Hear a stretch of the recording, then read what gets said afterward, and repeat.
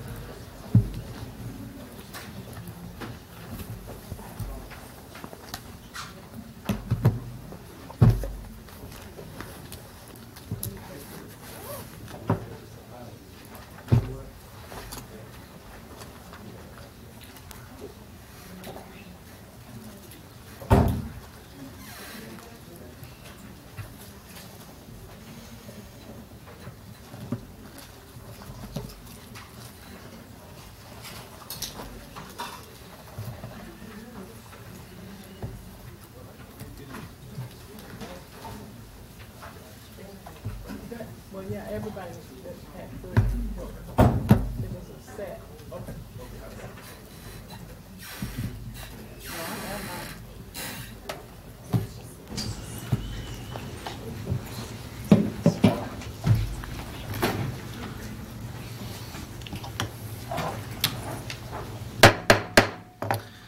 I now call this meeting of Peoria Public Schools Board of Education for January 28th to order.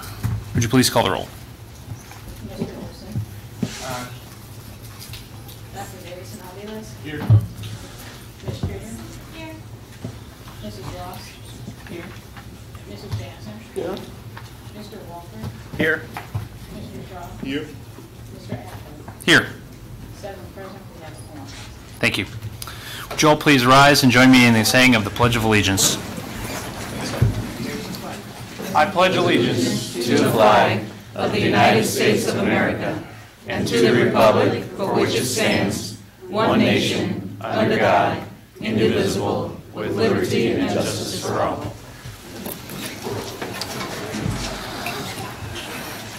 All right, first on our agenda, we have announcements. Do any board members have announcements? I do. Mr. Wilson. Good luck to the middle school mathletes from Peoria Public Schools who will compete in math counts at Lindbergh Middle School Saturday, February 2nd. The annual Math Counts event gives students a chance to test their mathematical skills in individual and team events. The event runs from 8 a.m. to noon. Mrs. Jackson. 5 essentials. Parents, teachers, and students, please remember to complete the 5 essentials survey by Friday, February 15th. Just follow the link on the district website to answer the short questionnaire on your school's leadership, collaboration, family involvement, supportive environment, and instruction. Mr. Walter. Bus bulletin alerts. Reminder to parents that Peoria Public Schools Transportation Department uses the bus bulletin notification system to alert parents and students when there are bus delays and schedule changes, including delays due to weather and road conditions. By registering with Bus Bulletin, you can receive immediate notice by voice, email, or text message if your child's bus is delayed. Bus Bulletin is free, and your contact information is securely stored.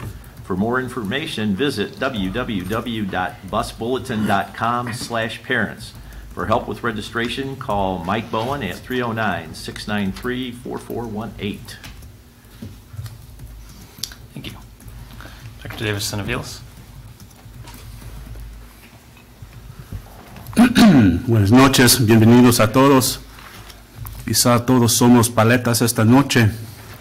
That was Spanish for we're all popsicles tonight.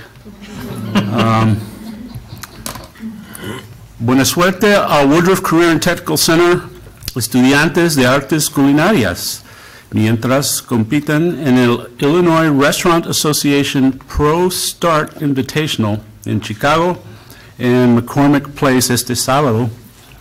Los equipos de generación del restaurante y culinaria han estado trabajando después de escuela desde noviembre con los chefs Yitzki Medema y Kevin Roker y el gerente de Sodexo, Mark Streamer, preparándose para los campeonatos de este fin de semana, donde el equipo de gestión de restaurante defenderá su título de campeón estatal. Pretty fancy. Best of luck to the Woodruff Career and Technical Center Culinary Arts students as they compete in the Illinois Restaurant Association Pro Start Invitational at Chicago's McCormick Place this Saturday. The restaurant management and culinary teams have been working after school since November with chefs Yitzki Medema and Kevin Roker and Sodexo manager Mark Streamer to prepare for this weekend's championship, where the restaurant management team will defend, it's a key word, will defend their state championship title. Congratulations to them. Thank you. Mrs. Ross? The Manual Academy Basketball Lady Rams will host the Richwoods High School Lady Knights next Monday, February 5th, for the annual Shootout Pink Out for the Cure to raise money for the Coleman Foundation. The evening will include drawings for gift baskets and a ceremony for breast cancer survivors and victims. Everyone is encouraged to pack the house and wear pink. Thank you. Anyone else with announcements? Ms. Streeter? An exciting new program for snow days. Peoria Public Schools families, Peoria Public Schools will be closed on Wednesday, January 30th due to severe weather and extreme cold. Because of possible inclement weather in the next few months, our school district is starting Learning Anywhere at Any Time on snow days. This is allowable in accordance with the ISBE waiver for flexible days. Students will receive a letter from their schools and a learning log with tasks to be completed for the day from home. By participating in Learning Anywhere at any time, students are counted present for an academic day. Teachers will be available for email during online hours, 9 a.m. to 2:30 p.m. If you have any questions, please contact your child's principal. Students who do not check in electronically or do not return their learning logs will be counted as absent. Thank you, Mr. Shaw. All right, register for free Saturday morning STEM program at Bradley. There is still time to register for the Spring Detroit Area Pre-College Engineering Program, or DAPSEP, STEM program at Bradley University. DAPSEP is an outstanding opportunity for the Peoria Public Schools 5th through 8th students to explore science, technology, engineering, and math.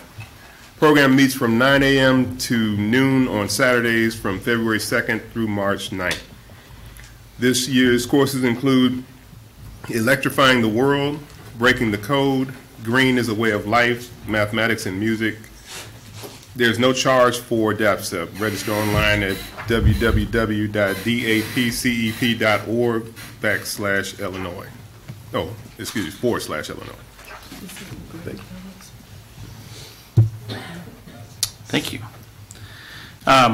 And finally, thank you to all the golfers and volunteers who helped make Saturday's second annual Schoolhouse Open an outstanding success. We had 32 foursomes that trekked through the cold and the snow on Peoria's riverfront in the Warehouse District and helped us raise more than $5,000 for Peoria Public Schools middle school athletic programs. We also want to thank event hosts Kelleher's, Bearded Owl, Rodell Brewery, Rhythm Kitchen, the Riverfront Museum, Junior League of Peoria, and the Peoria Federation of Teachers for hosting holes and helping everyone out. So it was a great success. Yes, and congratulations to Ms. Adley. You doubled. We did double our last year's totals, so thank you. Could I get clarification, Mr. Ms. Ross? Mr. Shaw? The STEM program, what grade level was that? Did it say? It is Middle school. 5th through 8th. 5th through 8th? Okay, thank you. Very good. All right. Next up, we have our Community Contribution Award. All right. Yeah. Parents and students, is there anyone here for the student showcase for reading? Anyone? All right. I really apologize. We did excuse all the students and teachers from that tonight, and apologize that the notice didn't get out to you. But we do want to recognize you and your students remarkable contribution and commitment to reading over the holidays. I know it's a tough challenge, so we will definitely invite you back for another night. So, thank you for coming. Could we ask them to stand just so that we could say? Yeah, can you stand and be recognized? Please stand and be recognized. Yes.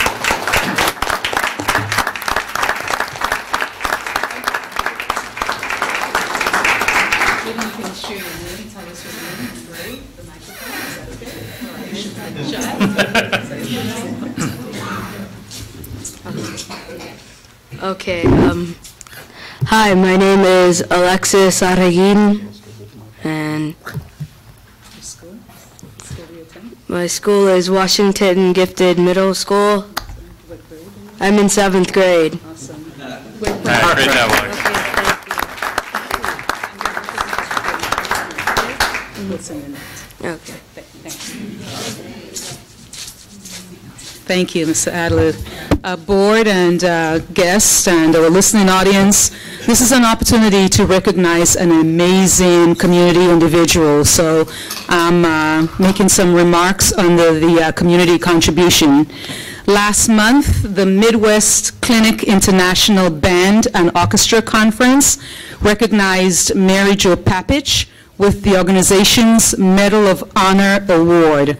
The 18,000 people in attendance at the conference learned what we already knew at Peoria Public Schools about Mary Jo's tireless support and devotion to arts education. In her 21 years with Peoria Public Schools, Mary Jo was an award-winning band director for Woodruff High School from 1982 to 1992. And the Fine Arts Coordinator for the entire district from 1992 to 2001. During her time as the Fine Arts Coordinator, Mary Jo Papich founded and directed the Peoria Jazz All-Stars, which she is once again directing in her retirement. The All-Stars has jump-started the careers of many young musicians in Peoria, and many of her students are professional performers and educators today, including some who have earned Grammy nominations and an Academy Award. That is amazing. She has also developed an active winning jazz and marching band program at Roosevelt Magnet School, and that's actually where I got to know her. In 1998, I was an assistant principal at Roosevelt Magnet School, and I had an amazing opportunity to work with Mary Jo, and she's an individual that I've always admired since I joined the district and respected. I mean, she's just amazing and selfless, and she loves what she does. She's really good at what she does, and just unbelievable and generous. So I've worked with Mary Jo at Roosevelt Magnet School while she worked there with great success. So she worked at Roosevelt, and then before leaving Peoria in 2001, she envisioned and founded a district preparatory school for the arts at Peoria High School. So that was also her vision, which we're currently implementing today. Her focus did not extend only to Peoria Public Schools. She also is the co-founder and first president of the Jazz Education Network, which started June 1st, 2008, which has membership in all United States of America and also 22 countries. Mary Jo also served as the founder and artistic director for jazz festivals for students in New Orleans and Puerto Vallarta. And she's taken our kids. How many times have you guys been to New Orleans, for example? I'm not sure. I quit counting. But we would be here all night if I recited every honor and every award that Mary Jo has garnered in her illustrious career, but tonight we want to recognize her for sure for her countless number of students in Peoria Public Schools that were changed for the better because of her instruction, her generosity, and her talent. So let's give Mary Jo Papich, let's show her a lot of love from Peoria Public Schools. We're so proud of you. It's an amazing Hall of Fame. Do you have the medal? Well, can I see the medal, please? Were you able to bring the medal? You forgot. I know it's a big, nice, beautiful medal. We're so proud of you. And we have a tiny little token of appreciation, especially when compared to your medal, but it is personalized. It's beautiful, Sharon. I love you. So we do want you to make some comments. I will be happy to. Thank you You're so gonna look at much. the camera, James. So the mic is yours, young lady. Thank you, thank you. Thank you, Dr. DeMoulin-Karat, board members, colleagues, and esteemed parents and students that are here. I have to tell you, I'm accepting this on behalf of all the hardworking music and art teachers that are right now in Peoria Public Schools working very hard, doing the same thing that I did. And I just have to share with you real quick that in 1980, 79, I moved here, I think, 80, I started subbing. I started as a substitute teacher in Peoria Public Schools, and then got hired and taught at Harrison and Ting and Coolidge and Keller. And then Dave Barnwell said, "You're going to go with me to Woodruff." So when he went to Woodruff, that's when I started at Woodruff High School for 10 years and developed competitive programs. And then on, they were going to do away with the fine arts director, and I wrote a letter saying, "No, you shouldn't do that. Here's why you should keep it, and I'm the person for the job." And Dr. Melvin Hines at that time hired me, but I was half-time at Roosevelt. So the next 10 years I was at Roosevelt working with Sharon and Tanya, a lot of great other professionals. And I have to share with you that I have nothing but the best of memories, and all those kids' lives that we've come in contact with and we're still in touch, that it's been my privilege. You know, as teacher, we're blessed with so many talented kids that come in our path, and we're simply the conduit that tries to ignite their fire and their passion and point them in the right direction. So these life skills that we teach in music and in the arts are transferable to whatever they do in life.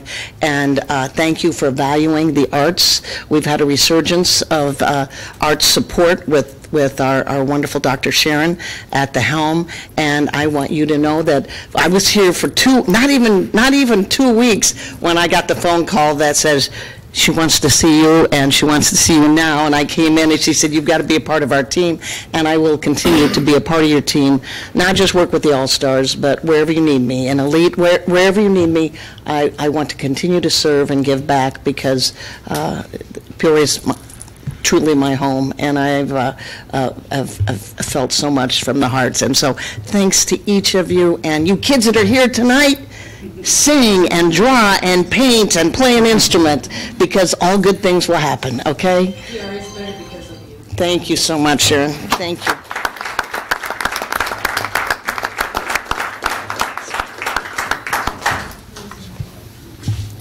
Thank you. Mrs. Ross. Mary Jo? Yes. I'm out here. Hi, how are you? I'll just tell Cedric Higgins you said hello. Please. You know who that is, right? Please. One of the best. One of the best. Yes. One of my finest students, and so many students are still out there. I'm just as proud of the ones that are doing it professionally in New York and all over the globe as I am when I walk in, or I go on the riverfront and I see some of my former students. I yell, "Hey, Miss Pappas!" Yeah. And they're up there playing still. It just warms my heart. And Yeah. you know, music you can do forever. And Thank you. they're all consumers of music too. So as purchasers and concert goers and all that. So I've truly been blessed with a wonderful career. And I knew in 5th grade I wanted to be a music teacher, and it's been a joyous life because of that. So Thank you. All right. Tonight, we also recognize one of our staff members with the Remarkable Spirit Award, and Dr. Dr. Nicole Wood will tell us a little bit more about tonight's recipient. All right, thank you. Good evening, President Adler, Superintendent Karat, and members of the board. It is my honor and privilege to introduce a teacher tonight who is truly a trailblazer in implementing aspects of Dr. Karat's vision for classrooms that are personalized, flexible, and giving students choice in their education. Mrs. Natalie Clare began her teaching career in 2006 at Franklin Primary School. She's always prioritized ensuring her students have their basic needs met, their data is analyzed, and instruction is personalized, and perhaps more importantly, strong relationships are built not only with their students but also with their families. During last school year, Mrs. Clare had the opportunity to receive training on sensory processing disorder at the Star Institute in Denver as a parent. Her experience was life-changing for her personally, and she just knew that what she was learning was also going to impact her work at Franklin Primary as a teacher. Last spring, our occupational therapist facilitated a professional development for the Franklin staff on sensory processing. Mrs. Clare was in attendance and actually took the role of extending the learning on this concept long after the training actually ended. The Franklin staff were mesmerized by what Mrs. Clare was sharing with them, and it caused them to be hungry to learn more. They were eager to learn what Mrs. Clare was planning for her classroom for the following year and how they could begin implementing some of the things in their classrooms as well. So one thing led to another, and during the summer of 2018, Mrs. Clare began her planning and advocating for funds for this initiative. She put together a plan of exactly what furniture she would need for her classroom to transition from a traditional classroom environment with desks and busy walls and an environment where learning is done to children rather than for or with them, to an alternative classroom environment where tables of varying heights and sizes, a couch, flexible seating options, simple, purposeful walls, and an environment where students are the owners of their classroom. And I think we'll go ahead and put some pictures up for you as we continue our comments so you can actually take a little peek into Mrs. Clare's classroom and see what we're talking about here. So she gained funding from a variety of sources, including some through the United Way S3 grant. She began her year with a completely alternative learning environment for her children with the focus on helping her students socially, emotionally, and academically. She's also supported other teachers in the building to transition their learning environments as well. When I observed in her classroom, what stood out the most to me was a very high level of student engagement, but a very peaceful culture that she had created with her students. You will observe students taking ownership for their environment and their learning. While flexible seating is not a new phenomenon in education, it is new to Franklin, and they're already seeing really great success with what Mrs. Clare is doing. She serves not just as a role model for the Franklin family, but also for teachers throughout Peoria Public Schools. All right, so I think our photos are coming up. Oh, yeah, we might want to turn that. Thank you. Okay. So we'll just kind of scroll through, and you can kind of get an idea what this means to have a flexible learning space. You can see students are sitting on the floor there. Some different options, different choices, not your traditional desks in a row. Maybe if you like to bounce a little bit more, you can choose one of those balls for the day, and you can make different choices throughout the day based on what you need. So that's just a quick peek into Mrs. Clare's classroom. So I have to tell you, in addition to all of this, it's a really special week for Mrs. Clare, who is actually celebrating her birthday on Wednesday. And she has a lot of fans here tonight. We have members of her Franklin family here. Yay, thank you for coming out. And we also have our CEO of United Way, Jennifer Samudo's here, joining us to support Mrs. Clare's work. And her family is here tonight. But here's a really special thing. Mrs. Clare's entire British family is in town this week from Scotland, England, and Ireland. And we're super excited that you could be here and join us for this special award.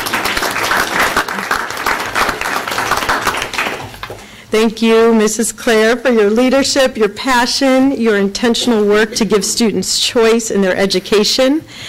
Before I ask everyone to stand and celebrate you, I wanted to ask if you'd like to make any remarks. Thank you. Sorry not to put you on the spot. Thank you for coming out. Sure. I'm really happy to be here today. My name is Jennifer Zamudo. I'm the president at the Heart of Illinois United Way. And what I think is really special about the work that you've done, Ms. Claire, is the return on investment. This isn't just a really fun thing for the kids to do, but the discipline referrals have gone down to 0 in your classroom, I believe, which is huge. And for us, when we look at where we make investments and why we should make investments in certain places, we look for that return on investment. And in this case, it's a perfect shining example. We're really proud of all this work. Thank you. Thank you. All right, so please join me in celebrating second grade teacher at Franklin Primary School, Mrs. Natalie Claire.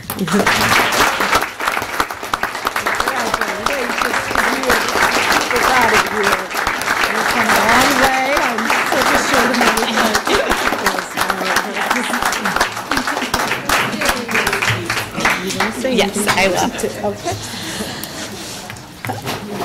First of all, I just want to say, wow, I wasn't expecting all that. Thank you so much. My family is here, and that they are a huge support to me and all that I've done with education. But I have to say, I have my biggest fan is Dr. Bond. She's always believed in everything that has come. If I have any kind of vision, she's always open to everything. It's just like, yeah, let's do it, let's do it. She is so positive, and she is so amazing to me, not only as a principal, but she has helped me in my journey greatly. And I really appreciate you acknowledging and seeing what you got to see. It's super exciting. And I have Aiden here, who is actually one of my students. I got to take him up with me from last year, and his sister and their family, who have been super supportive and have given me an award already this year. You know, with this classroom, it has been life-changing for the students, and that's what's the most important thing to me. I wish more people could come in and see the difference in the classroom this year. And I did transition up to second grade, so it was a little nerve-wracking to think, okay, I'm going into a new grade level, and now I'm going to also implement this huge thing. But I did a lot of research, and yes, going to Denver and being able to be a part of that last year for my son, who is doing amazing things, also made me realize that none of us can learn the traditional way. Even corporations now are realizing that people can't sit behind desks and have patience and be able to sit through that. They need to get up, they need to move around. So the kids have it down. I was really nervous on day one. I was like, oh my gosh, this is really happening. My vision's here, it's working, but they have to come in and they have to decide, like, how is this going to really work out? And it is so calm in my classroom. And they collaborate with each other more than I've ever seen, and they're actually teaching each other. There's less instruction coming from me, because now I can guide them, but they're really doing it for themselves. So it's not a new phenomenon, and I know it's been a very expensive, it's a very expensive thing to transition into, but I think to continue on this path with education and see the scores, you know, go up and change, we have to move. We have to transition into this. And today I did NWEA, because, you know, we've not been in school. And I have a couple kids that haven't taken it, but I have to say 80% of my students have improved on NWEA, both in math and reading. So that was huge. So we're going to have a really big party, and I'm super excited, and I am so honored, and thank you all for being here, my family. I really appreciate it, and I feel humbled, to be honest. I love what I do. I love my kids, and they just become my family, and they come back, and that's just amazing. That's what I get out of it. It's all about them. It's not about me. So, thank you.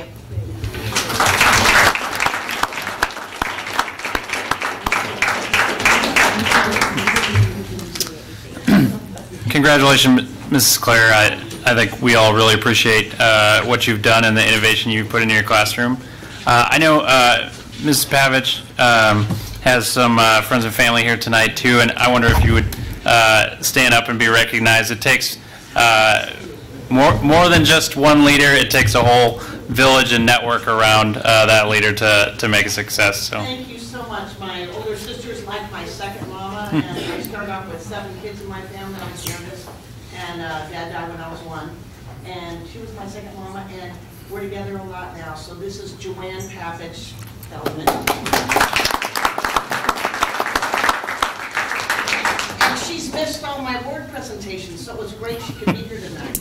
And this other guy you've seen on TV 25 a long time ago, and he is an angel and just a dear, dear, dear guy in my life. So Jim Barnett is the best.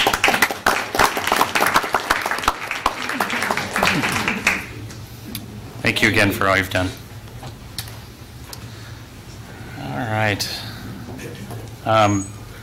I won't presuppose that anyone here really wants to see the audit presentation, but if you were to not want to see the audit presentation, you're more than welcome to step out because that's what we'll be transitioning to.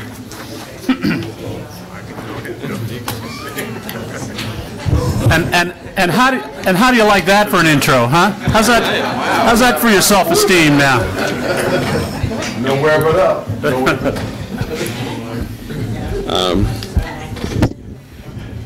Is this on? Okay. I've been an accountant my entire life, so I've heard it all. So that's fine, probably the way it is. So yeah, I think everybody can probably see these slides well enough with the light on, I think. But thank you for that warm welcome, President Adler. Thank you for having us tonight. This is our annual audit presentation. Tonight we have Mr. Adam Pulley with us, who is the principal at Clifton Larson Allen. They used to call him partners, but now he's a principal. And he is in charge of our external audit. At your table, can you give me a packet here? At your table, you have, I left you some reading material for later tonight. When you missed this audit presentation, you have some reading material that you can have. But we have 2 big reports there that are bound. We have the one in this is blue. That is the this year we went one step beyond and did a comprehensive annual financial report. Usually we just do the standard financial reports, and so this year there's extra stuff at the beginning and end of that report that Adam will talk about a little bit. And then you also have at your table the state report that we do for the state, which is the annual financial report that we do based on ISB's rules. So, and then you have various letters from the auditors explaining any findings and stuff. So, so that's all at your table that you can read at your leisure tonight. I'm sure you'll all go home and spend hours reading through that. But if you have any detailed questions or you need additional copies, let me know. I have more in my office, so I'm sure you'll need lots of extra copies if you need them. I have them. So anyway, so with that, I'll turn it over to Adam, and he can go through the official auditor's report. So. All right. Thanks, Mike. Good evening, everybody, and good evening, all the enthusiastic audit fans that have remained. Mike, you did a good job teeing up all the various reports there. I am going to go through the presentation, which is up there, to kind of cover all of them at a very high level. So with that said, I'll go ahead and go to this first slide here. As Mike mentioned, there was an audit issued over the, we'll call them the GAAP report, as well as the annual financial report to the state. We did issue an unmodified or a clean opinion over the financials once again this year, as well as a clean opinion on the major federal programs that we tested as part of the audit. Now, in years past, this has always been referred to as basic financial statements, but this year, it's a little different. It's now a comprehensive annual financial report.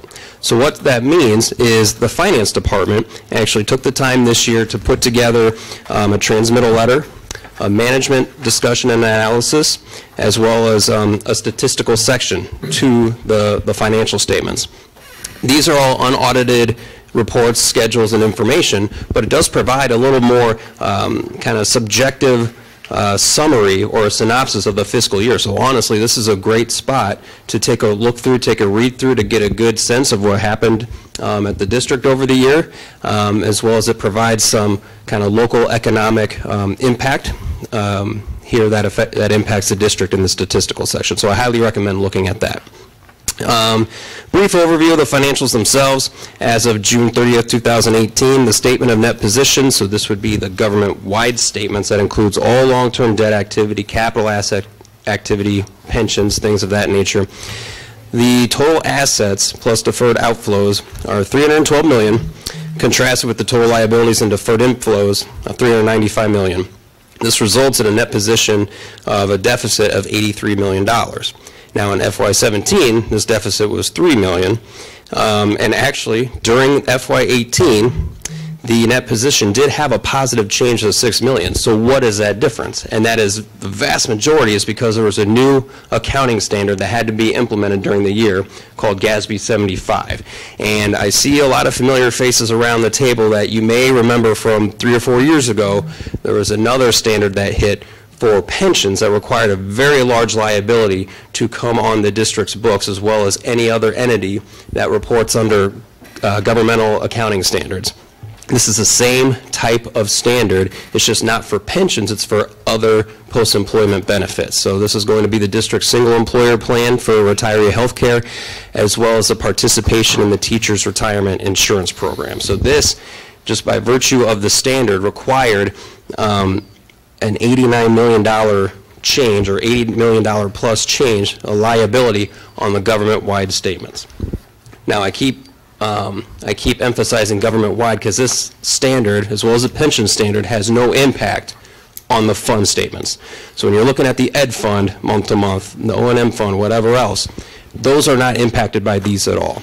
And these figures are not, they're not very concrete figures. They're actuarially driven. There's a lot of assumptions that go into them. So realistically, what do you do with this information?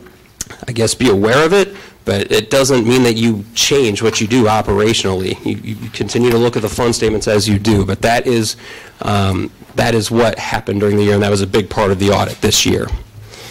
So that said, I'll go to the next slide, and I'll be a little more brief here in these comments. It's just a quick snapshot of, we're now looking at simply the fund statement. So you can see on the left, it's an educational fund moving all the way over to fire prevention there. The blue bar is going to be the budget figures for FY18 for revenue. This is just revenue.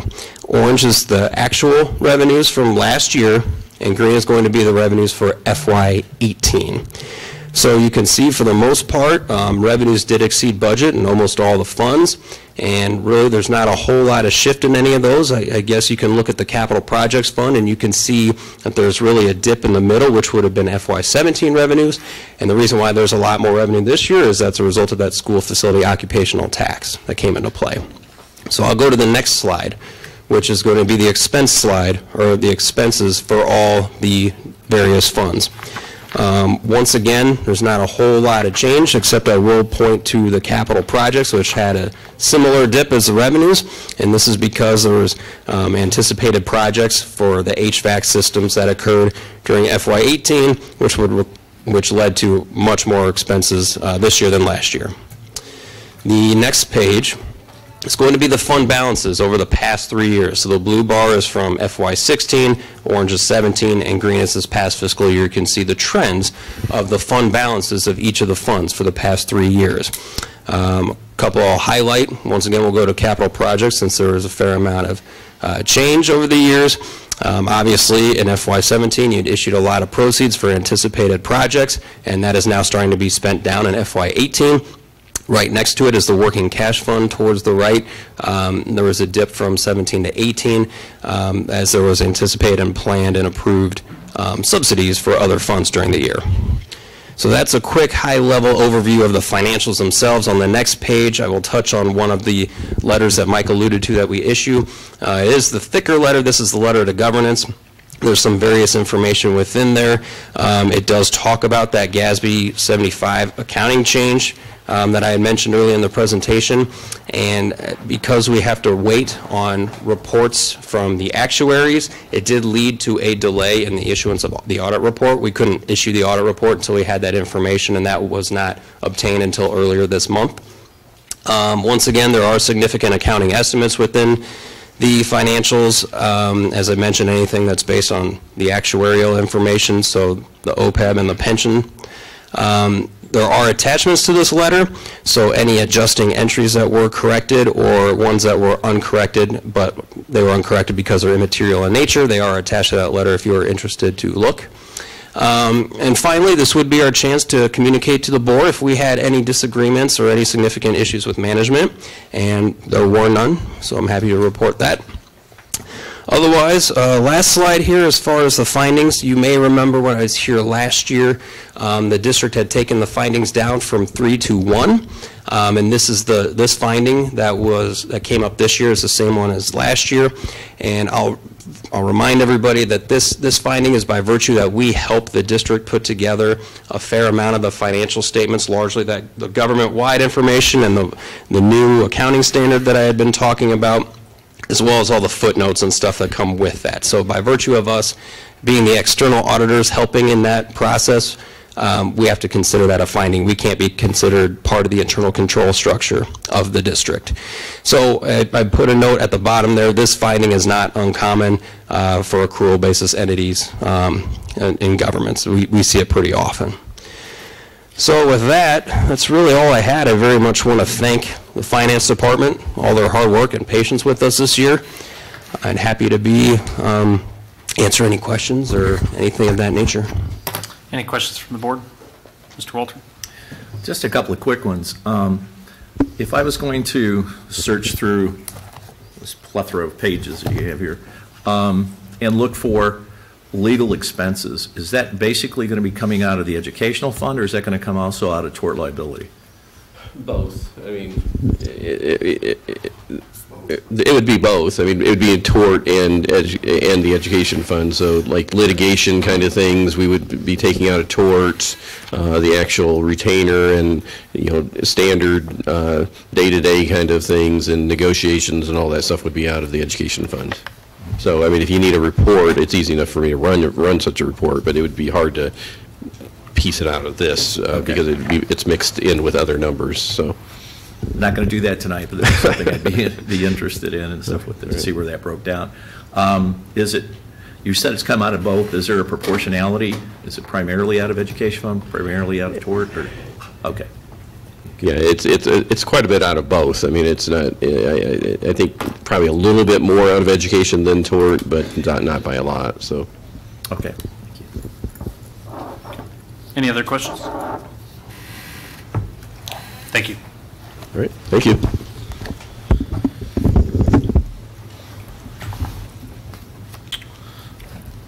I believe the next presentation is Program Committee. Yep.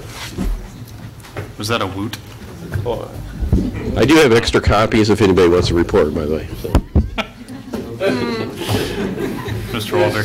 Just one comment. I wanted to thank Mr. McKenzie for wearing a tie tonight. This may set a new precedent for him. This is an unusual, but nice. Okay.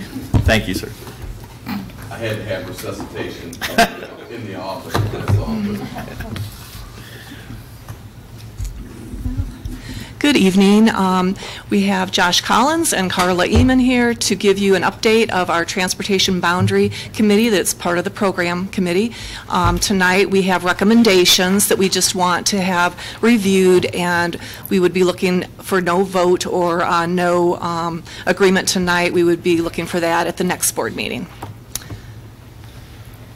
So tonight we're going to cover kind of the overview of what we consider some minor boundary adjustments that the committee worked together on, and that would be the Roosevelt Boot, as we call it, and then the Mark Bills Charter Oak Bump.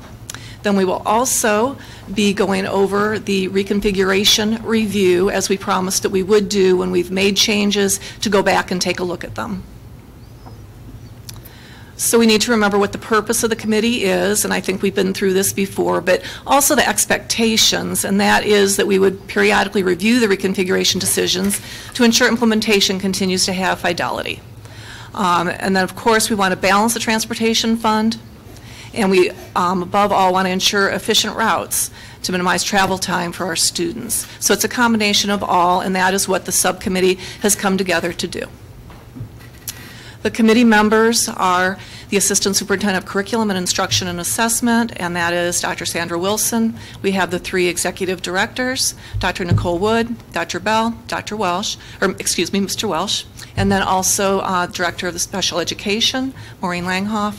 We have CFO Mick Willis, and myself, Director of Budgets and Compliance, as well as the Director of Transportation, Mr. Josh Collins, and Director of Research, Ms. Shannon Marlin.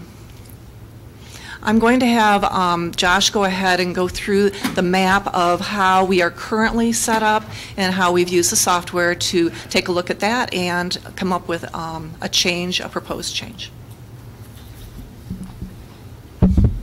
Good evening. So right now what we're looking at here on the map is our current boundary configuration. So right here you're looking at, in the purple there, you're looking at the current Roosevelt configuration. In the light color that's hard to see is Whittier, and you can see the kind of the boot area there. I think we have it circled there, where the Whittier Calvin Coolidge attendance area extends into Roosevelt's attendance area. And just to the left of that, you'll see what we call the triangle. That's the purple triangle there. That's also an extension of Roosevelt's attendance area that sets right across from Manual High School. And then you can also see the Tree-Win Harrison attendance area there in the light green, and Maud Sanders there to the north. So that's right now our current configuration. What we are proposing is the removal of the boot area from the Whittier and Calvin Coolidge attendance area to return that area back to Roosevelt. I wanted to point out that Roosevelt School actually sits across the street from that area, so the students that are living within that area or the boot area actually live directly across the street or very close to Roosevelt itself. The triangle area then, which would be across Western, would then become a part of the Tree-Win Harrison attendance area.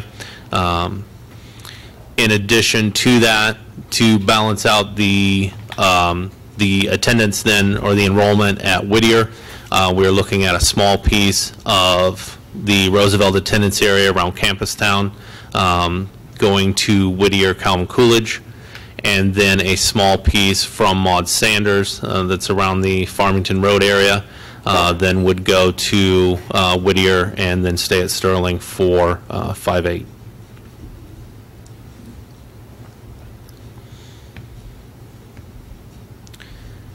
And then here we're giving some breakdown of the numbers here. This is what we would be looking at as far as impacts on students. Here, just a very brief overview of the impact. And then here's more a detailed slide for each school. We have Roosevelt. We have a small decrease there, looking at projecting enrollment at 627. What's important to note is we're using the current year student figures, so these numbers can vary a little. Then we have Calvin Coolidge with just a very slight decrease, projected enrollment 341. Whittier, pretty much no impact at all, just a very tiny increase perhaps, but at 271. Dr. Maud Sanders, a decrease, very small again, minimal, coming to 405.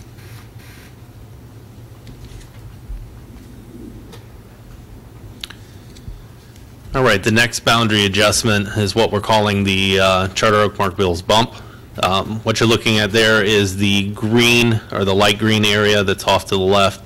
That is the current Mark Bills Charter Oak attendance area. The part there that's shown in, it's actually gold, but it shows up as kind of an orange color. That is also currently a part of Mark Bills and Charter Oak.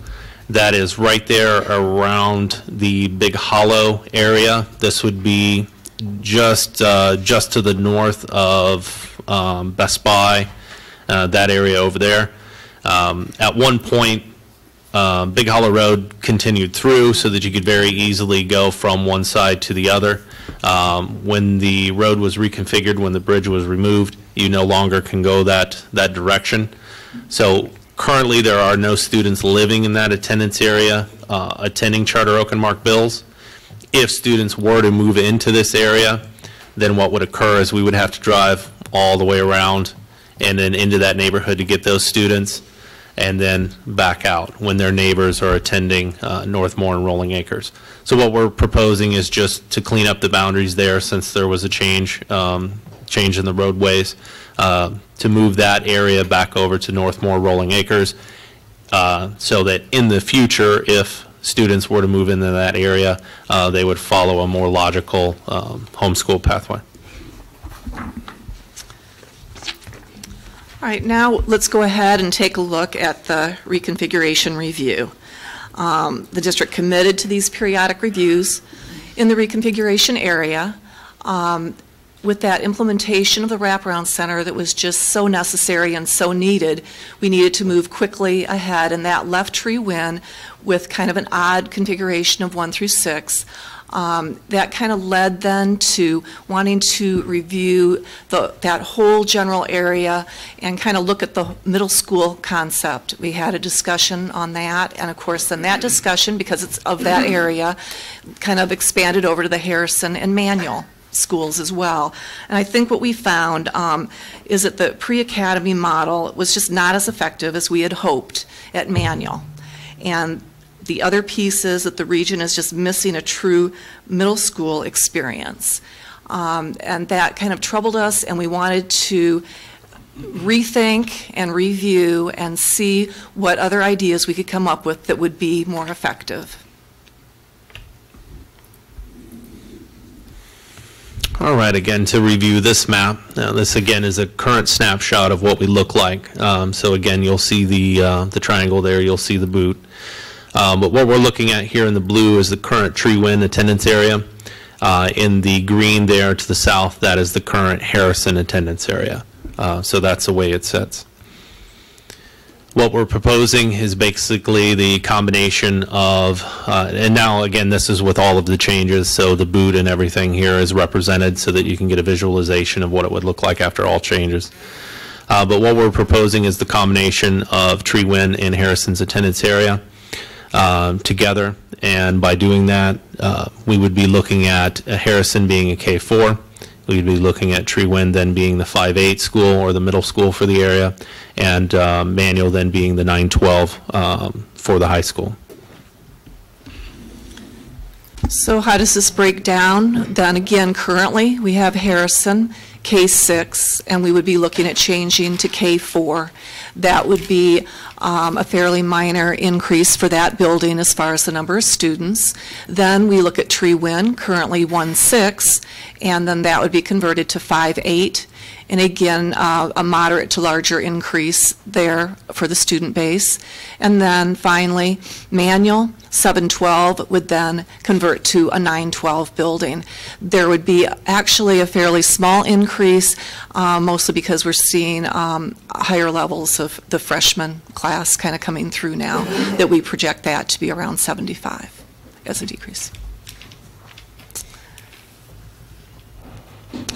Okay, each school's classroom potential was evaluated to ensure the new grade level configuration will fit in the existing space. We kind of overlaid what classes we would need, you know, the students and the grade levels we would need as compared to what would move out. And things looked really, really good. We had a fine match. We all went through them and carefully reviewed. And based on the current year data, we have projected that Tree Win, Harrison, and Manual have adequate classroom space for the K4, 5-8, and 9-12 configuration. This just is a quick review, and I will not read through it, just of the project timeline, the different areas that we were discussing as a committee, and what we had hoped to accomplish during the given months. And that kind of brings us up to the current, where actually we'll be just a little bit behind there in the end, because we're asking for a decision at the next board meeting, not tonight. But it kind of lays out what our timeline and what we were wanting to accomplish within this time frame. Questions, please? Mrs. Ross.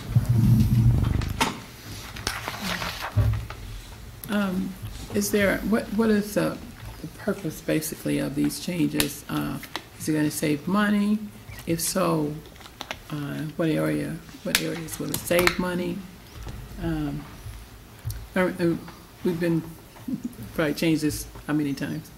I don't know how many times in the past, especially with manual and schools on the south side. We just can't go back and forth and back and forth. So what's the purpose of these changes, these recommendations?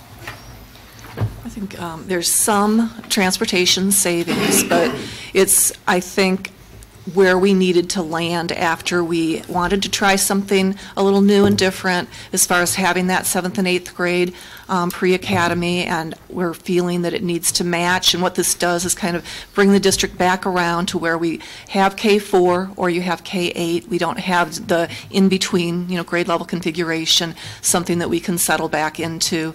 And in some cases, right, it is something that we had years ago, but we want to go back to that configuration. I understand, but I'm trying to see why. Because are you saying that the 7th and 8th grade academies are not, would be better off where they are? Or how can you, what's the, are they not working the way they are at Manual? Because they were working. Right, that's what the feel of the committee was, that they're not working, they're not as effective as they should be, and that they would be better off back in the middle school environment. I just wonder what you base it on, because again, I've said in the past that the committee needed to include more than just administration. And I noticed on the committee list, they still have the same people on the committee. Right. I think this is something that we determined was an administrative decision. What we want to do is bring it out to, families with a parent forum between now and the next meeting, get some feedback from the public and from the affected schools and families. But at some point, there is an administrative decision here on what we think will work best, and I think that's where we were coming from as a group. I understand that, but I've just said over the years, we have teachers, we have parents, we have other people that are part of this scenario, and I don't know. Yep, and if I can add to that, Ms. Ross, thank you for the questions. When we look at the data, for example, at Manual, I was principal at Manual when they implemented. My job was to implement the 7th through 12th grade model, the new model for learning for Manual. And since that team left, Manual has struggled. It is not working, number one. So the idea is to take it back to the traditional high school configuration and provide supports for them.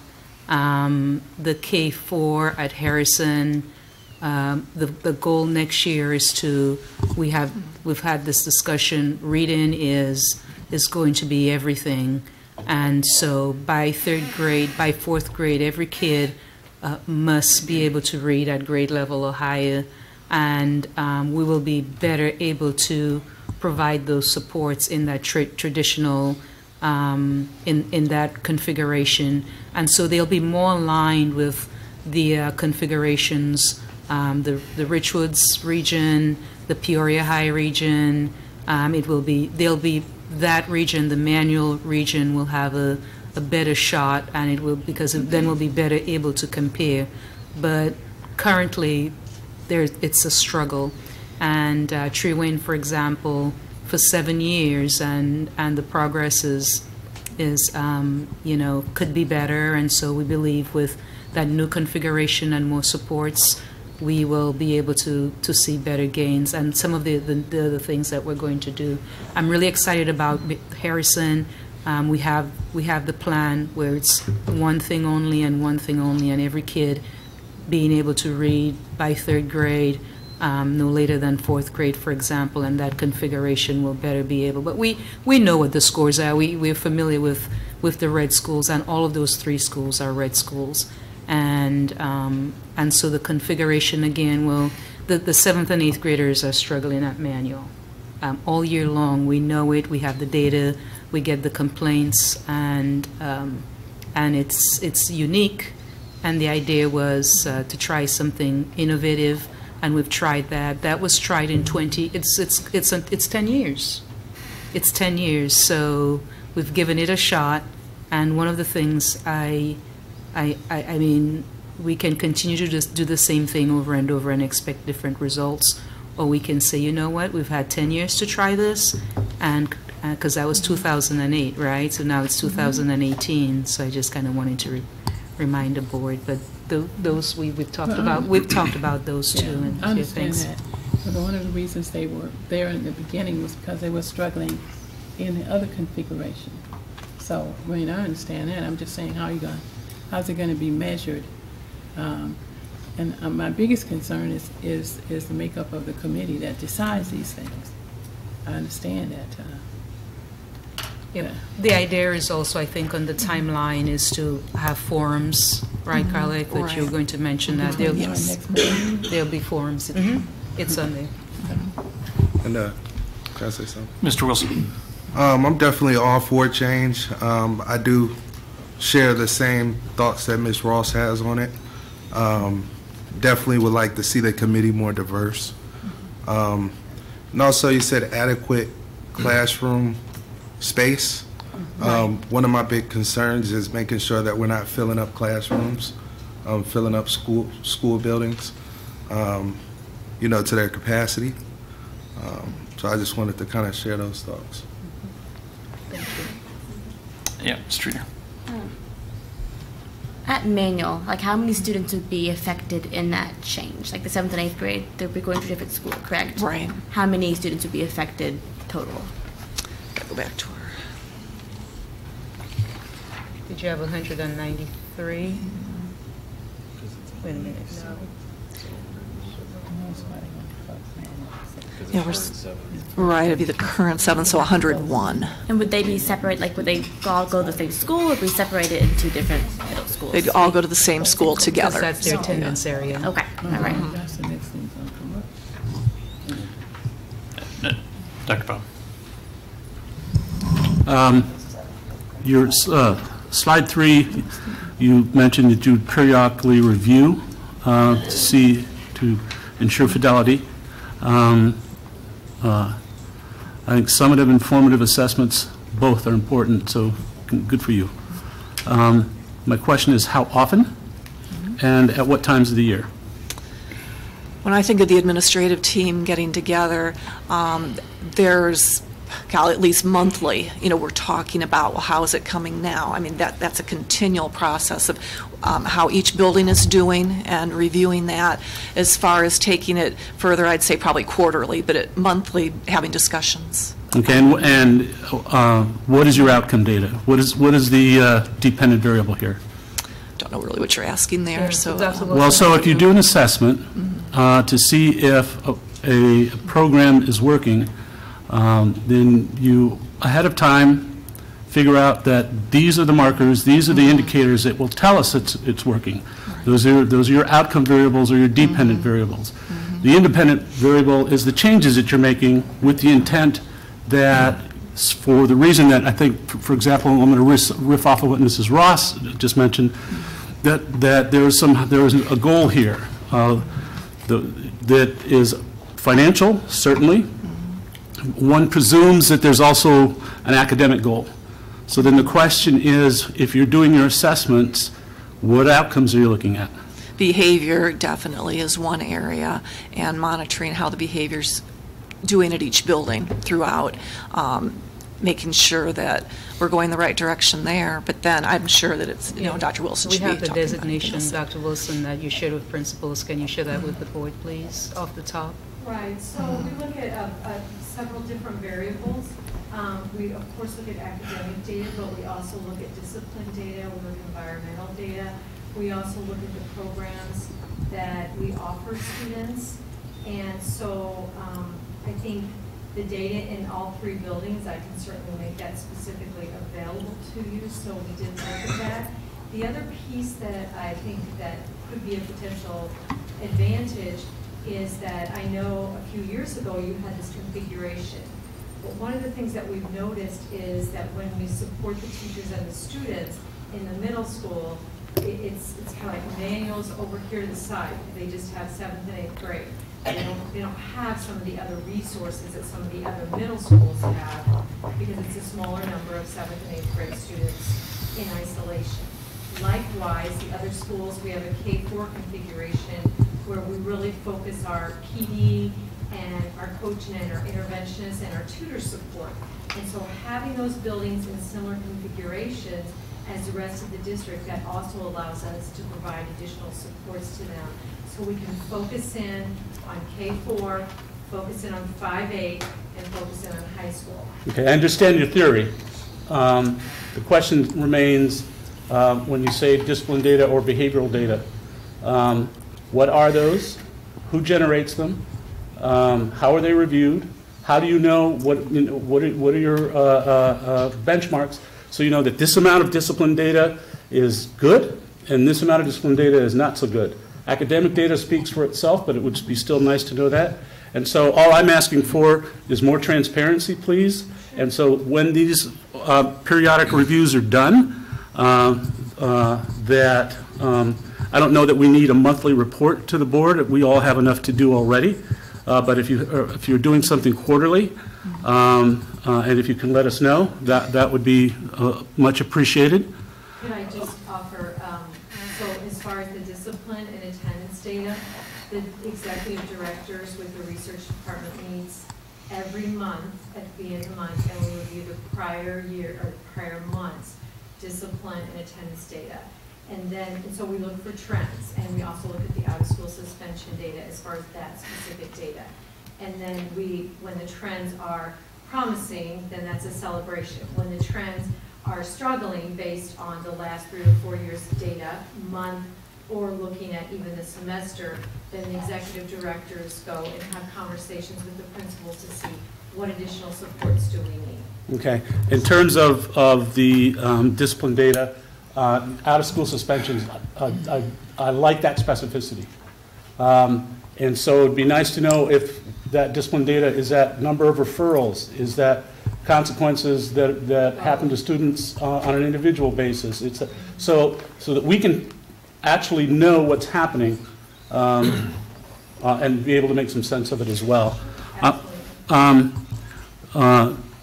The slide 12, you mentioned that you're going to the middle school concept.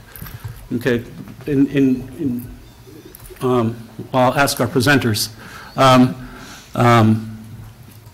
How do you define your middle school concept? I think it's just a matter, and again, probably Dr. Wilson can speak to it more, but just the 5-8 model of that way they can relate to the other areas as far as training, and by areas I mean other areas of the city, by the training they're going to do in the academic areas. It's just that is the model. It can go all the way to sports. It can be anything. That is what we have throughout the district, having that group of students together, that grade level. Okay, and so a K-8 is a grade configuration. It may or may not be a middle school model. Mm-hmm. What happens within those grades? It'd be nice to know what your plans are, so that everything from scheduling to the kinds of things you talked about, how extracurricular events and fine arts, et cetera, the middle school model has meaning, and it's more than just a grade configuration. It'd be nice to know what you're doing. If I may continue, I've got a few more notes.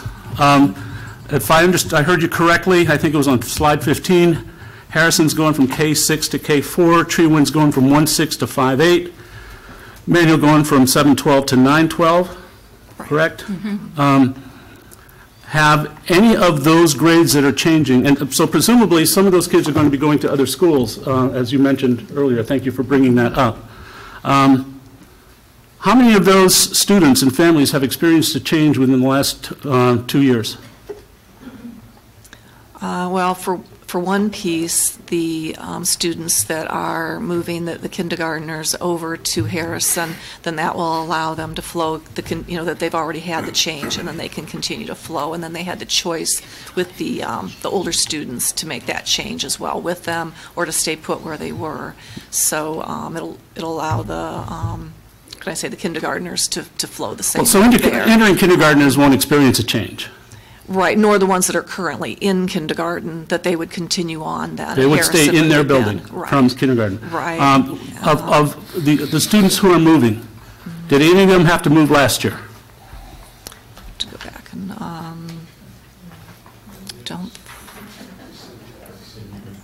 don't think so. Not. Well, why don't we try, while we're mulling that over, my concern here is, and I'll add on to that, that instability may bring you unanticipated consequences.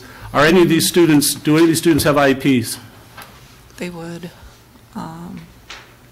Yeah, I mean, they would, but their whole, can I say, the classroom, the whole structure would go with them. So it's not as in that they would be in a whole new environment with a whole new They're going to another building, correct? They would go, they would follow their grade level peers. To another building? To the other building as well. I would consider that a substantial change. Regarding the 2008 decision that was made at Manual, who made that decision? The school board. The board. Okay, was there a committee? There was a committee. Who was on that committee? I'm not sure who was on the committee, but it was, community people, and I don't think it was it was just administration. It was the John Hopkins model. Okay. Is how we, change that configuration. Okay. I just wanted to know, because I think Mrs. Ross, you're absolutely correct. Varied input from various stakeholders makes a great deal of sense, and then if there's totally administrators, I think you raised a very good point, and I have a very similar concern. That's all I have right now, but I'm likely to have more later on. Thank you. If I could dovetail on your on this taking it to the public, I'm concerned about that, because if you take this idea to the PTOs in those schools, how many people will be aware? If you take it to the PTOs, and I know for sure some PTOs only have 1 or 2 parents there. Right. We invite all of the parents. We try to do these forums and much larger. It's not just go to see the PTO. That's I was just reading here at the PTO meetings. Yeah, that's one way, but we that's because we have that centralized PTO group that's here. But no, when we do the true forums, they're just out at the buildings and everybody's welcome. We let everybody know within the school. And it's worked out well in the past. We've had a nice grouping of people. The last time I'm thinking Sterling, for example, that we have a nice group and of concerned parents, and then we can talk through things face to face. That's just, we found that very effective, gathering around different tables in the cafeteria there, for example. And it's not just a PTO group.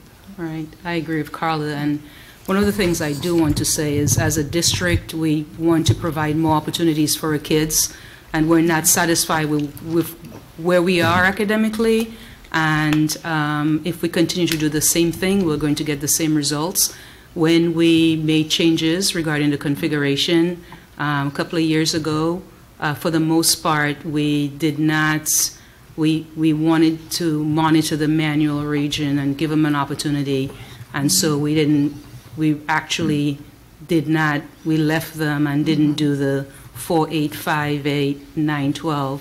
We wanted to give Manual some more time with the 7-12, and when we look at all of the information, and Lord knows we have quite a bit of information from student growth, in terms of achievement, student growth, and it's beautiful, and if the board wants to see it, there's the student growth data, how we're doing with that, the proficiency, and all that information is coming right from the state, and it gives us the designations, and I have all that data, and every principal received that 2 weeks ago.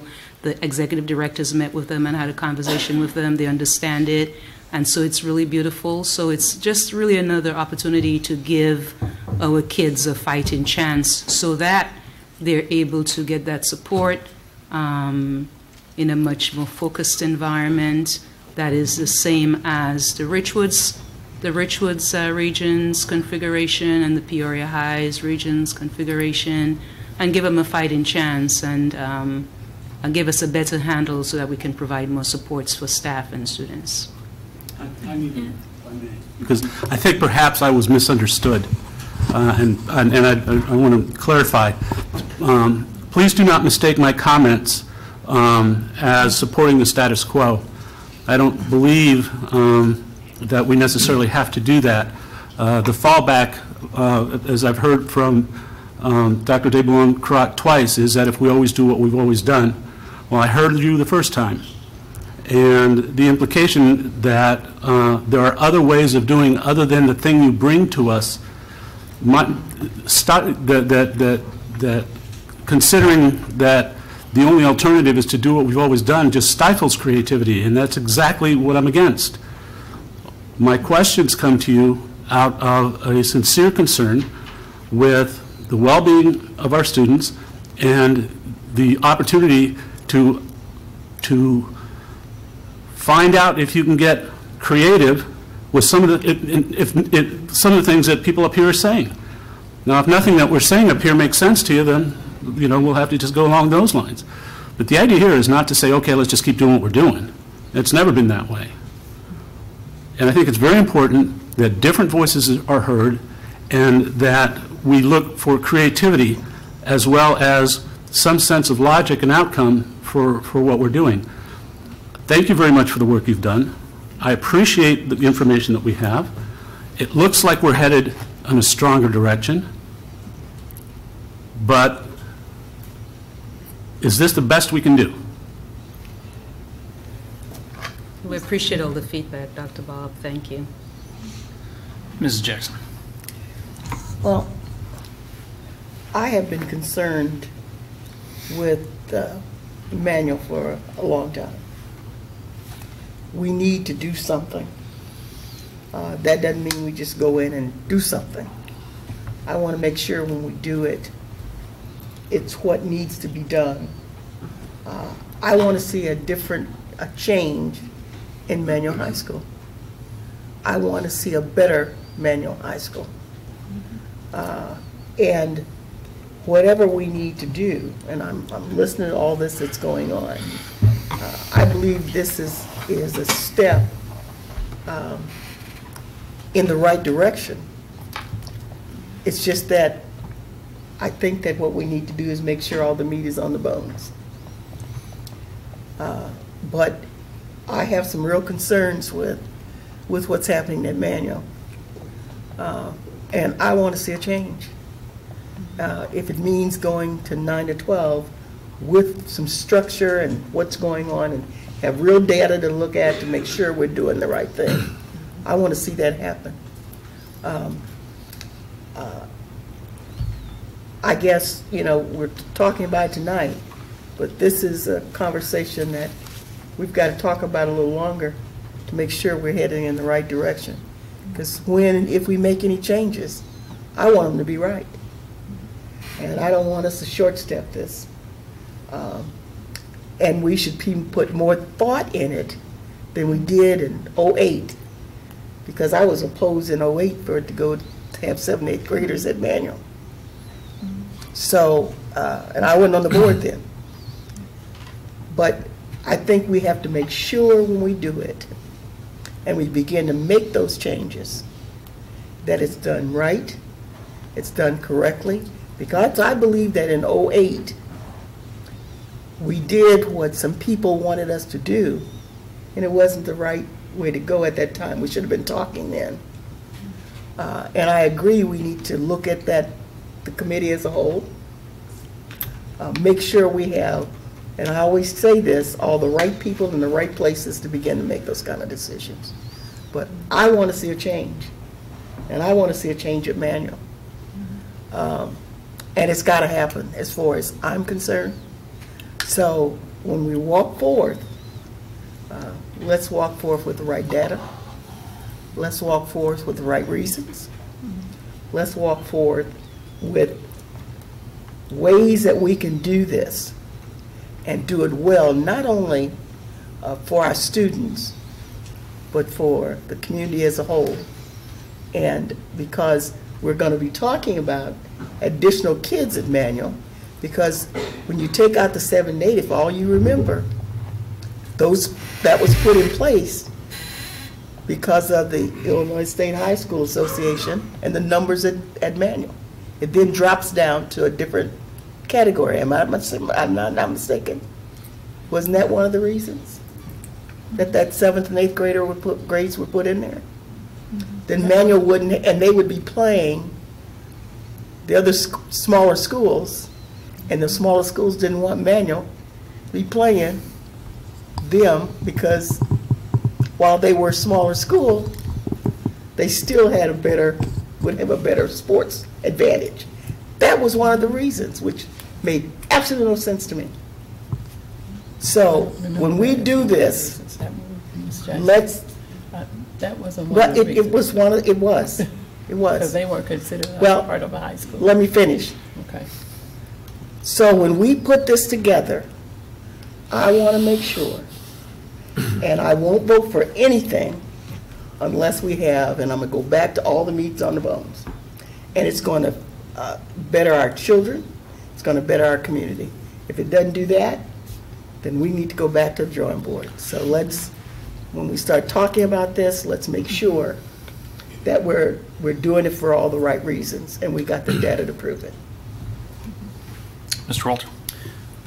I've got several questions. One, I just want to say I agree with Mrs. Ross, and I have a concern, again, with the makeup of the committee, and maybe you can clarify this for me.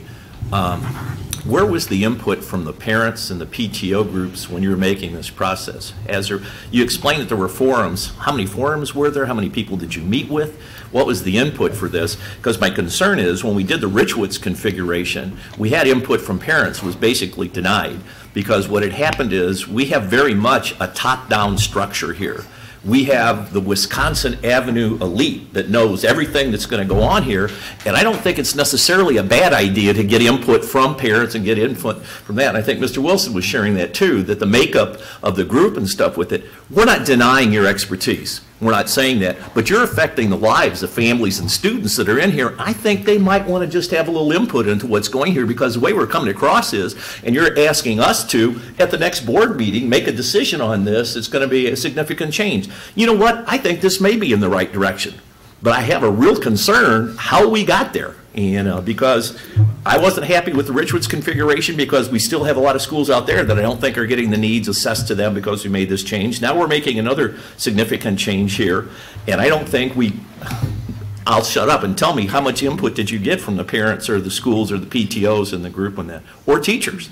I mean, I looked at that committee meeting, it's all administrators. This committee that was made up here, there wasn't a single teacher, there wasn't a single parent, there wasn't anybody else on there. Am I wrong? Wasn't that the makeup of the committee that made this decision? Right, this time around, right. Was there any input from parents? Or? Not yet. That's what we... well, you're asking us to make a decision, as I understand, at the next board meeting. So how is it in the next 2 weeks, and we're going to lose a couple of days because we're going to be at point 40 below zero? I'm not sure if you had a meeting, you should have a lot of people show up. And I'm one of those parents who goes, everything, hell, I'd miss it with the weather that we're going to have. So I share with Ms. Jackson on this too. I think we're going to make this decision. You're going to ask us to make a commitment.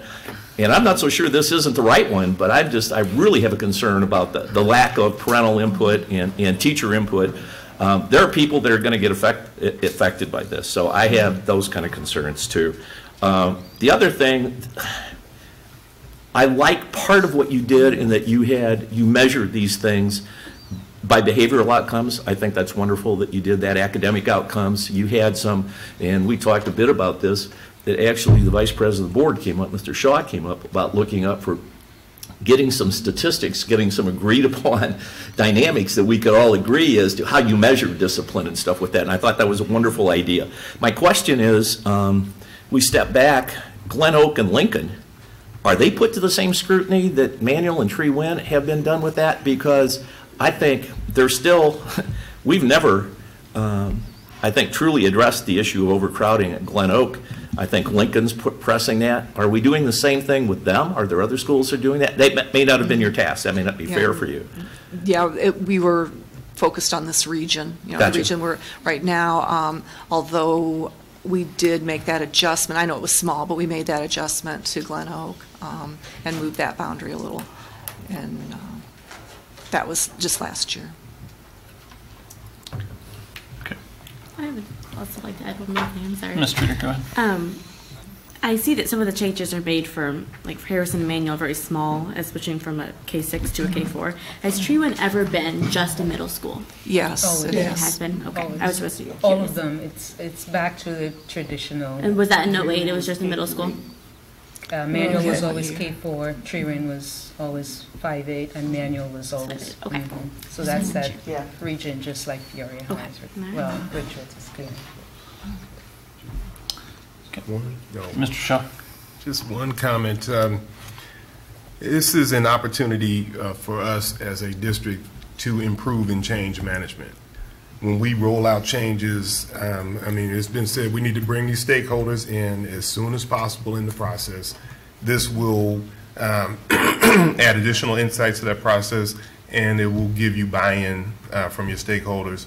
And it also allows the impacted people impacted by that change to voice their concerns and make the necessary adjustments. So this is just an opportunity for us to improve on the way we roll out changes. I'll echo my colleagues and say that, you know, from a process standpoint, we have a lot of opportunity to go ahead and get the buy-in of the impacted community members, be them parents or teachers, our staff. Carla, I know how you operate as a project manager, and it's great. It keeps us on task. I think the notion of trying to bring this back at the next board meeting without doing due diligence to round up that support and buy-in, I really think we just need to give it the time it needs to soak up and get the input. The other thing I've heard, and I think this is a incredibly fair criticism from parents and community members in the Manual region, is that every couple of years we just pick at that region. And there are very real reasons why there's a lot of focus on it.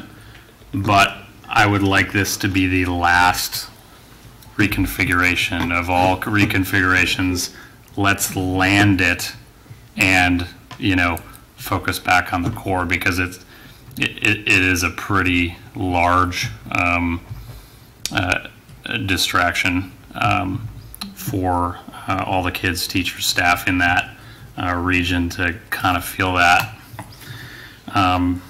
mobility, for lack of a better term, as we lurch between, tweaks. So I would just say that I think everybody at the Horseshoe here is echoed the sentiments about, due process and making sure that the change management is well handled. This is going to be a big one, and I think the board is pretty well set on how that needs to move forward. So we appreciate, and we're happy to provide additional feedback on how we can help facilitate that, because we're not, without responsibility ensuring that the community is all bought in on this one. So. Thank you. I'm a little bit sensitive because I've represented this district and I know all the changes that have been made for all the right reasons. And so maybe I'm a little bit sensitive, but I've represented this district for a number of years, the first district in our schools, and I know what the parents are saying, and I know what the teachers are saying, and I know what the administrators are saying, And so I just wanted to make sure that we do the due diligence and make sure, like he said, get it right this time, because we thought we had it right the last time and the time before that. Parent-teacher involvement is huge, and having that decision made is teachers' and parents' opinion needs to be heard. Thank you. Thank you.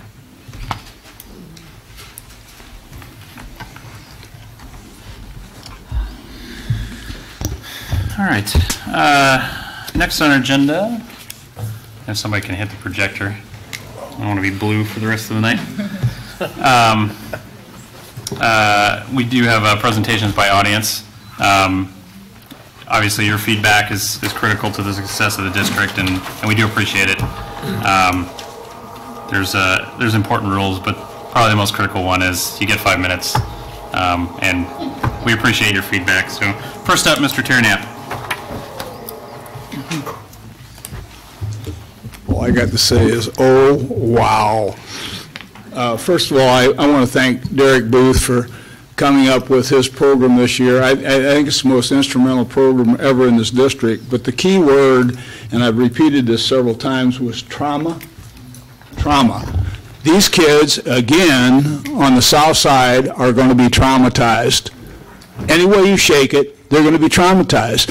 And when we talked about mobility, when these kids go, and the housing authority is going to move them periodically to the north side, and they're going to wind up at Glen Oak. You know, what kind of configuration is Glen Oak going to have this year? And I appreciate all the board comments. I think they were super. I mean, I think you're right on point. But these kids are going to transfer across boundaries and wind up in 6 different configurations. And that's going to confound it even more. I mean, I can't even believe when I hear that this has been done without input of teachers, without input of kids, without input of parents. It's amazing to me.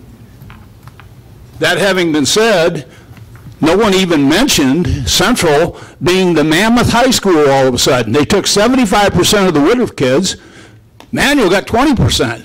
When are you going to transfer the students from Central down to Manual and balance it out so you can have some decent programs down there, band, orchestra, everything else, including sports, which are playing no baseball down there. Girls softball played 3 or 4 games. The sports teams are decimated because they don't have numbers. Now you're going to take, without comment, you're going to take the junior academy, the 7th and 8th graders out of Manual and put nothing in there? I mean, Manual is so small now with the junior academy. I mean, it's going to have nobody in there. It's going to be a ghost town at Manual. Don't you understand that? Why doesn't somebody ask that question? I don't understand it. That having been said, I wasn't even going to talk about this because no one even knew it was going to be on the agenda.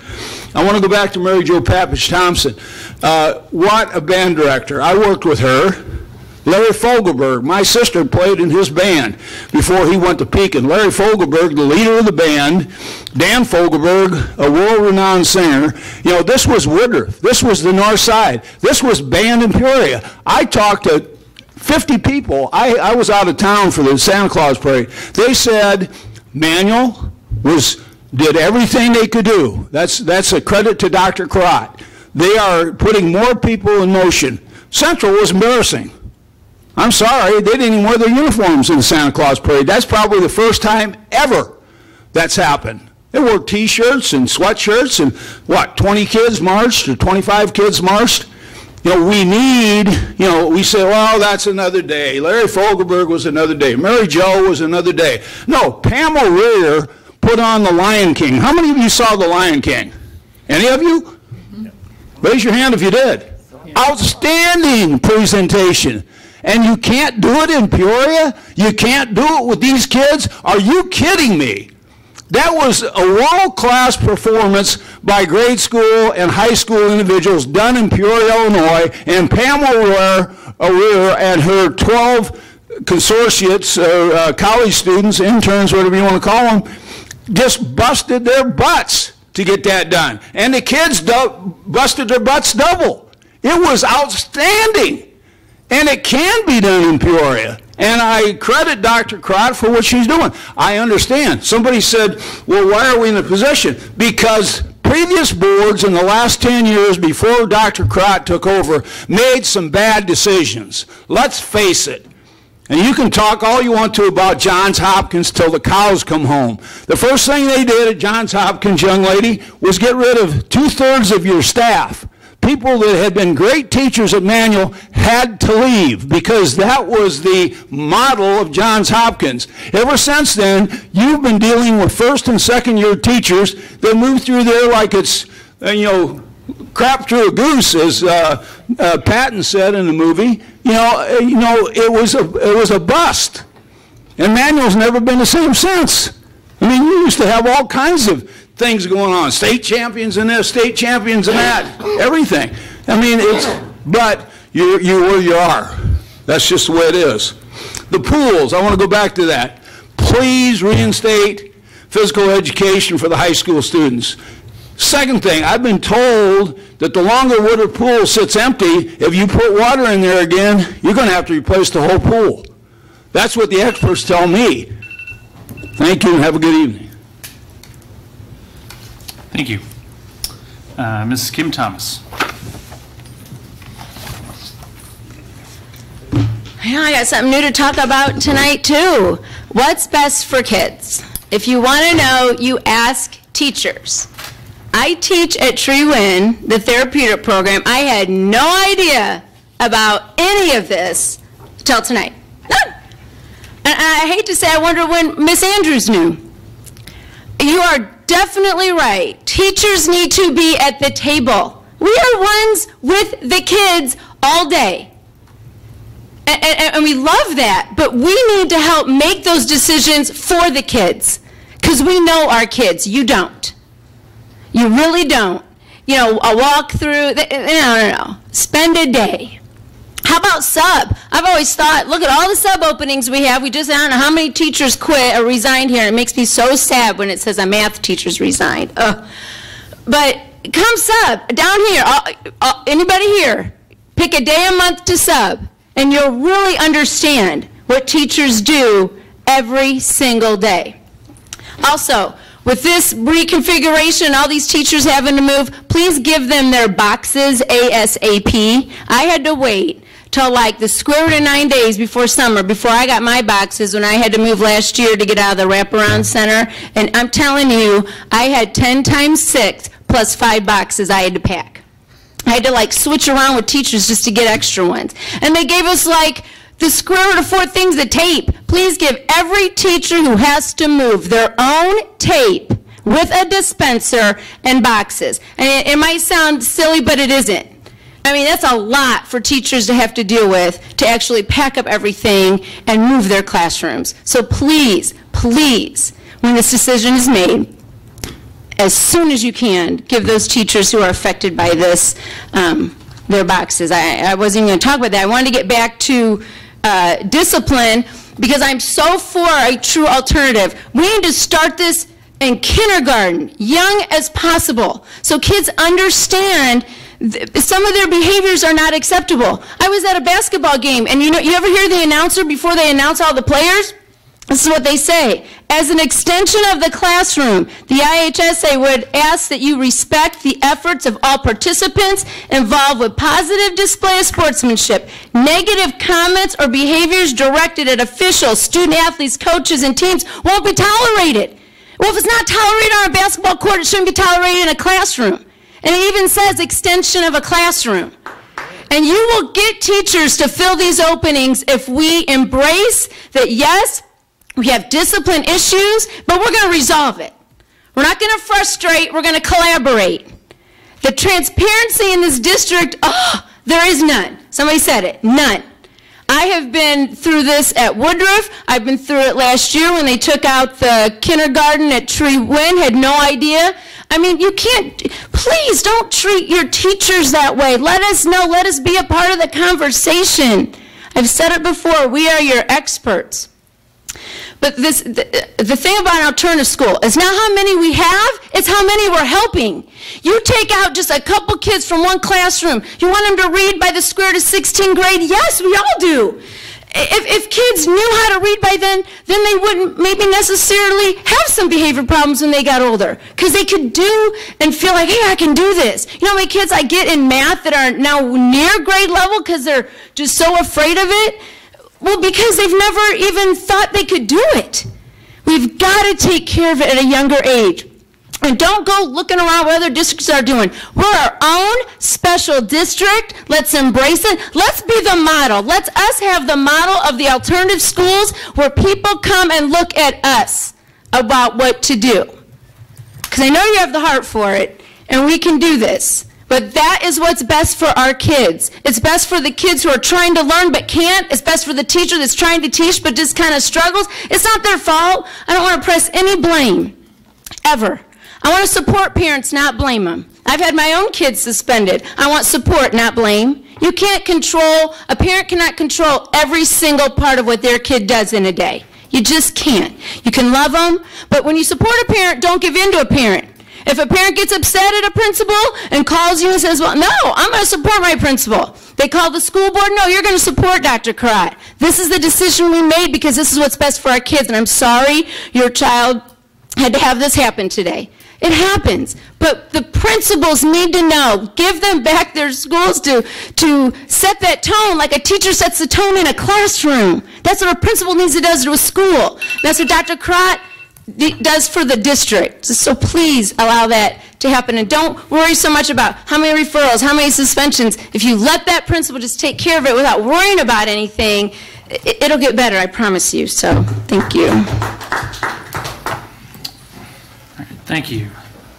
Any responses to audience presentations? Dr. Karat?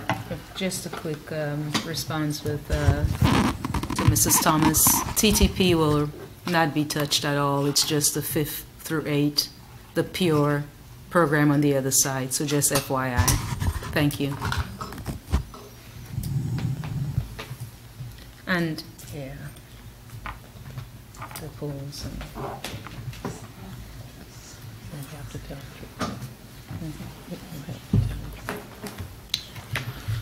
All right, next item on our agenda is approval of the minutes from December 10th, 2018. Can I have a motion and a second?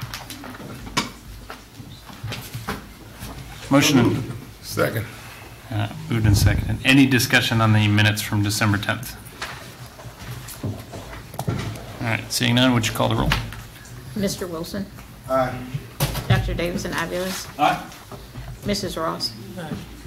Mrs. Jackson? Aye. Mr. Walther? No. Mr. Shaw? Aye. Mr. Adler? Aye. 6 ayes, 1 nay, motion carried. Thank you. Next up, informational items. Proposed expenditures over $2,500. Any questions for Mr. Willis on the list? Seeing none. Report request under the Freedom of Information Act. Thank you, President Adler. Since our last board meeting on January 14th, we've received 1 request, and there were also 3 pending requests noted on January 14th. We have received 54 requests for this calendar year at a cost of $500. Thank you. Thank you. Next up, Vice President Shaw, will you read the consent agenda for us? Thank you. Mr. Adler, the items on the consent agenda are as follows. Item number 1, gifts to the school district. This meeting, none. Year-to-date, $800.09. Item number 2, payment of bills. Item number 3, payment for travel. Item number 4, board travel request. Item number 5, human resources report. Item number 6, field trip approval, Richwoods High School JRTC program to West Lafayette, Indiana. Item number 7, field trip approval, Richwoods High School International Baccalaureate Seniors to St. Louis, Missouri. Item number 8, field trip approval, Manual Academy Middle School. Item number 9, field trip approval, Peoria High School varsity and JV cheerleaders to Wisconsin Dells, Wisconsin. Item number 10, Associated Builders and Contractors Incorporated, Illinois chapter. And item number 11, approval of settlement agreement and release of claims with the Peoria Federation of Support Staff, IFT, AFT/AFL-CIO Local 6099, and Donald Williams in connection with a labor grievance and arbitration. And that is the entirety of the consent agenda. Thank you, Mr. Shaw. Are there any items that board members would like pulled for a separate vote on the consent agenda? Seeing none, can I have a motion and a second to accept the entirety of the consent agenda? So moved. Second. Thank you. Any discussion on those items? Seeing none, would you please call the roll? Mr. Wilson? Aye.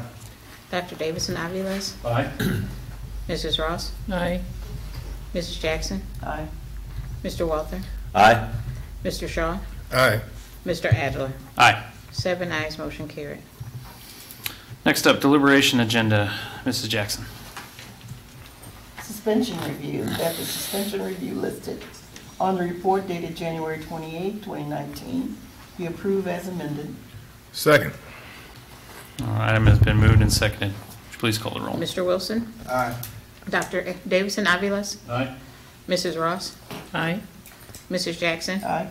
Mr. Walter? Aye. Mr. Shaw? Aye. Mr. Adler? Aye. 7 ayes, motion carried. Expulsion, that expulsions listed on the report dated January 28, 2019 be approved as presented. Second. Mr. Wilson? Aye. Dr. Davison Aviles? Aye. Mrs. Ross? Aye. Mrs. Jackson? Aye. Mr. Walter? Aye. Mr. Shaw? Aye. Mr. Adler? Aye. 7 ayes, motion carried. Expulsion and expulsion be held in abeyance. That expulsion, with the expulsion held in abeyance listed on the report dated January 28, 2019 be approved as presented. Second. Mr. Wilson? Aye. Dr. Davison Aviles? Aye. Mrs. Ross? Aye. Mrs. Jackson? Aye.